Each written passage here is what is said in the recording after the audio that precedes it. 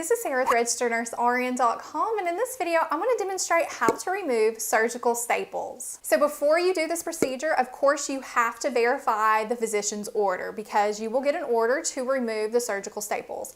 And pay attention to what that order says, because some physicians just want you to remove every other staple, while some physicians want you to remove all of them. And if you do remove just every other staple, the patient, whenever they're discharged and have their first post-op visit, they will have the rest of the staples removed. The next, you'll want to talk to the patient, explain to them what you're going to be doing, and get their consent to remove the surgical staples.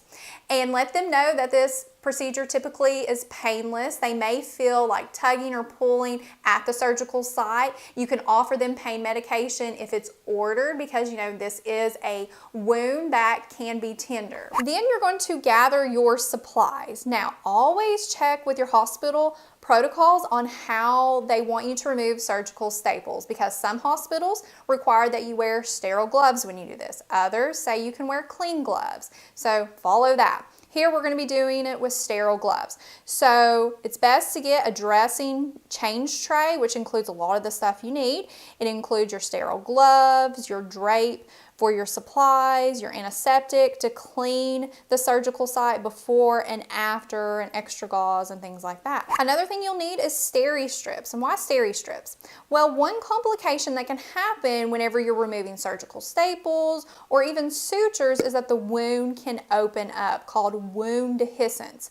And if that does happen when you do remove a staple or a suture, you want to stop, cover it up with a sterile dressing, and notify the physician immediately. But the steri-strips will help prevent that and just maintain wound integrity. And we'll be applying those after we remove the staples. And of course, you will need a skin staple remover kit.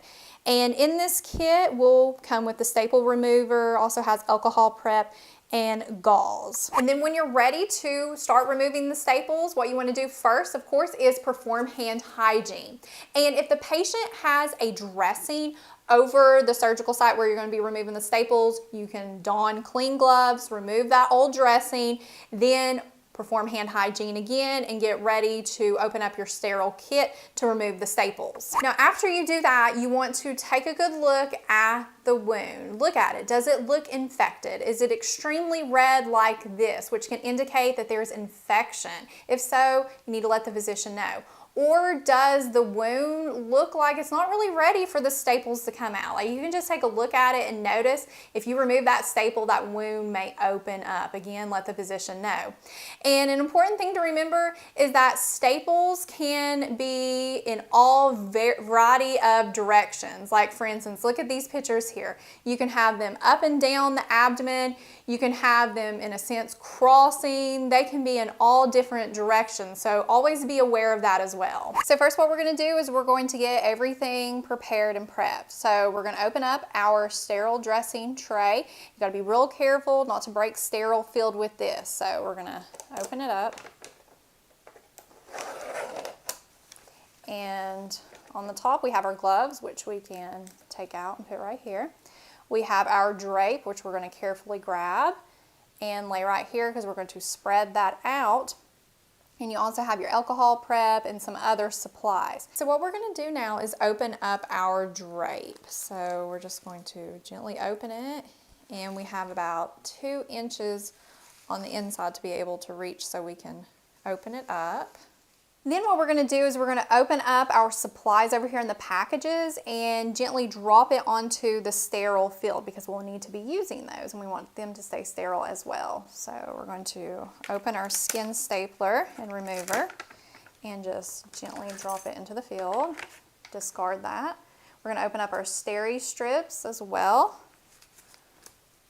and then discard that. Now we're going to don our sterile gloves, and once we have these on, we want to be careful just to really touch the things that are in our sterile field, because if we touch something on the outside, it will contaminate our gloves. And if you're not familiar with how to put on sterile gloves, please check out my other video on how to do that. So we're going to open those up, and we're just going to pull the tabs because we don't want to touch the gloves. We can touch the inside of the gloves, the cuff, but not the outside. I'm going to glove my right hand first. I'm going to grab this part of the cuff and just slide it over, pull it down a little bit. Then I want to take this other hand, slide it underneath the other glove, and glove my left hand. And a lot of times you have to rearrange these because the manufacturers sometimes put those in there where it causes you to have trouble to get them on. So get those on.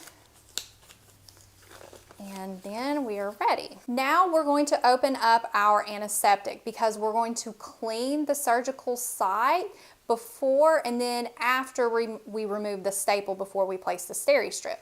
So we're going to open up our alcohol prep sticks.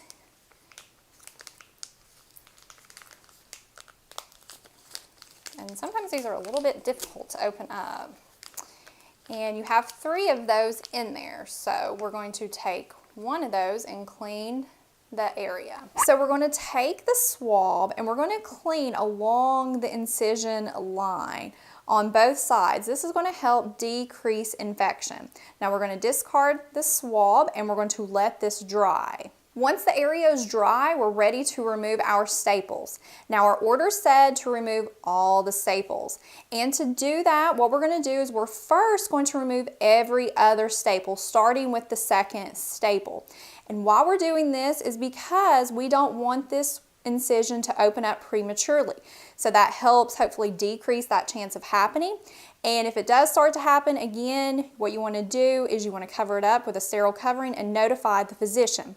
So what we're going to do is we're going to get our gauze and we're going to take it, just lay it right there so we can easily drop each staple onto the gauze as we're removing it. Why are we doing this? Well, these staples are small, they can fall into a patient's bed, on the floor, and they're sharp and they can poke someone. So keeping them on the gauze helps them stay collected. And after you remove each staple, you want to count how many staples you've removed total and document that. So take the staple remover and we're going to start at the second staple. And what you're going to do, if you can notice here, the mouth of the staple remover, we're going to take this little part that's curved and place that underneath the staple, just like this. And then we're going to depress the handle. We're not going to pull up on the staple remover to help assist the staple to come out because this device will do it for you. So we're just going to gently depress and see, it comes right out. Then we're going to take our staple and drop it into our gauze.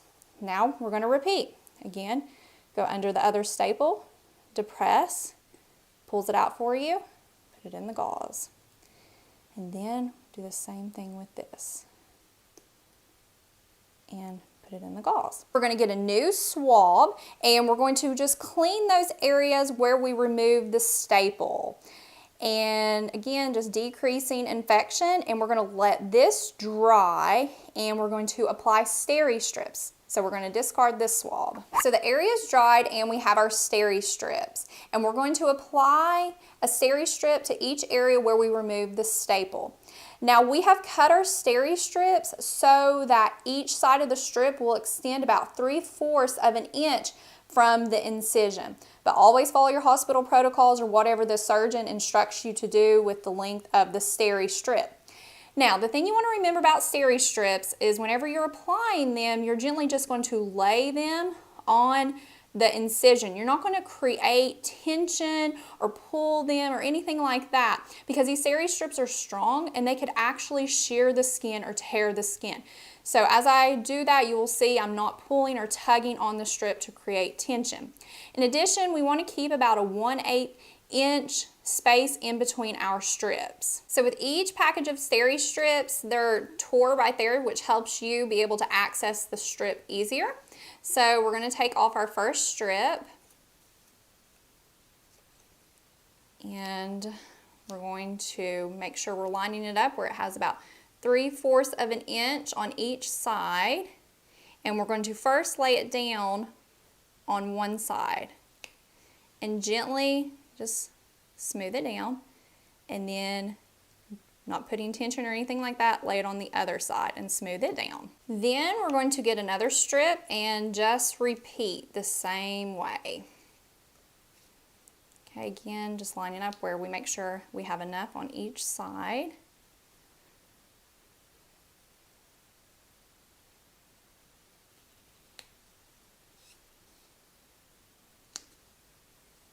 Then we're going to place our last one on this round, and then we'll remove the other staples again, just lining everything up.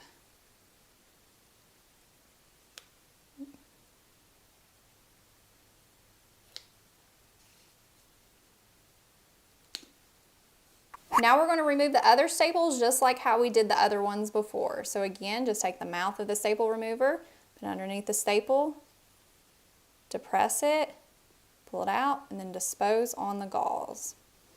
And repeat. We're paying attention to our wound, making sure it's not opening up, staying nice and closed, and it is. And here's our last one.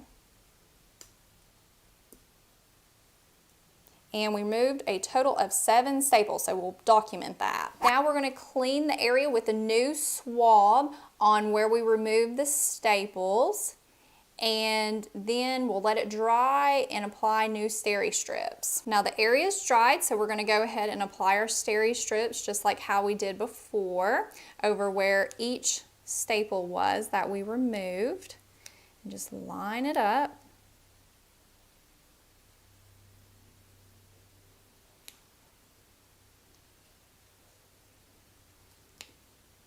Then we're going to apply our next one, just like we did the other one. And these steri-strips sometimes get stuck on your gloves, so just be aware of that. And we're going to apply our next one, again just lining it up.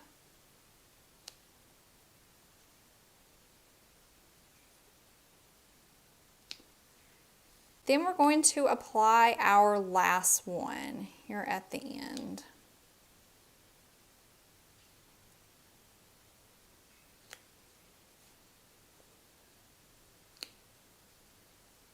So we have our steri-strips on. Now you'll want to assess and think about, is this area at risk for being rubbed up against something like friction or going to experience a lot of sweating? Here on the leg, no, not really. But I've had patients who have had incisions in their groin, and this area rubs up against the jeans. It can get sweaty. So you can apply a dressing over that and teach the patient how to change it regularly and monitor the site until the steri-strips fall off.